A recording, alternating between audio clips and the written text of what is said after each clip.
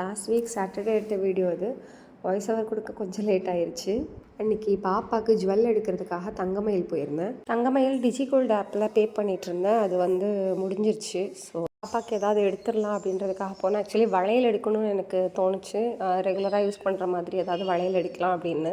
But வளையல் சுத்தமாக எனக்கு அவளுக்கு செட் ஆகலை. ஏன்னா ஒன்றும் பெருசாக இருக்குது, கிராம் ஜாஸ்தியாக இருக்குது, அந்த மாதிரி இருந்துச்சு. சரி வேண்டான்னு சொல்லிவிட்டு கைக்கு போடுற மாதிரி ப்ரெஸ்லெட்டு பார்த்துட்டு முடிச்சாச்சு. செயினும் பார்த்தேன், செயின் ரொம்ப மெல்லிசாக இருந்துச்சு.